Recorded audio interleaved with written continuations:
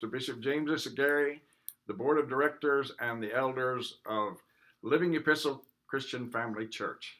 50 years of ministry. Outstanding. I think it was 1970 that Bishop and I met when I first came over to the Philippines under the Don Stewart ministry. Allen had passed away and Don took over the ministry. And when we first met, many of you were not around or even maybe born at that time, but where this church sits, there was a house, and that house also served as a residence and an office for the ministry.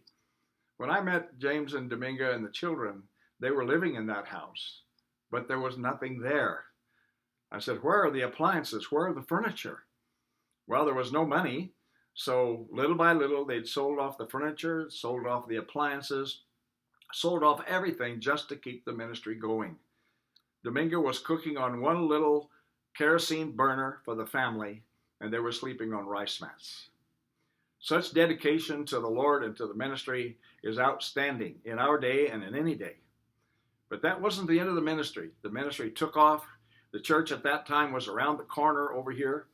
And now this church sits here to the glory of God and to the credit of Bishop James Isagary and the board of directors and the elders of this church. I saw this man as a man of faith. He's trained ministers. He's traveled. He's conducted crusades. We've ministered together in many conferences and crusades and all these things together over the years. I hate to tell you how old I am. But Bishop and I think are the same age, or right at it. It was 1972 that I have a certificate of ordination from Miracle Revivals signed by Bishop James Isagary and Dominga Isagary. So we've been together for many, many years. So I figured about 45 of the 50 years that Bishop has been at the church. He has suffered much for the church. He sacrificed much for the church and for the entire ministry, traveled the entire Philippines, led churches, started churches, taught Bible school, and was a pioneer of Christian education and all the Christian schools in the Philippines. Thank God I had a part of that.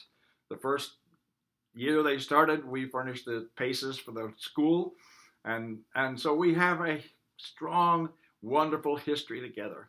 I'm so sorry I can't be there to celebrate with you, but I celebrate for you for everything that you've done. He has not built a mega church. He built many churches. And so rather than try to bring everybody under his control, he trained pastors and sent them out to start so many churches around Metro Manila and certainly across the Philippines. So he sacrificed for the church, he's given, he's served, and he continues to serve and continues to lead. He was a bishop for MRI for years, but then the entire nation saw him not only as a bishop of his organization, but a national bishop. And I rejoice that I was part of the investiture of Bishop James Isagary as a national bishop. And now he's not only known as a national bishop, he's known as a national treasurer. He's a treasure to the entire nation. And I count it a special privilege to be called his friend. And so he has been through many trials. The church was almost taken away by an international ministry at one time. We fought a valiant battle together, and the church still stands and it goes forward. So Bishop James Isagary is a tremendous leader. He is a valued elder of Faith Community Churches International, continues to serve with distinction in advising younger pastors and sending new pastors out. So at this special celebration, I give you my love, my dedication, and my congratulations for all that has been accomplished and for what is ahead for this wonderful church. God bless you all.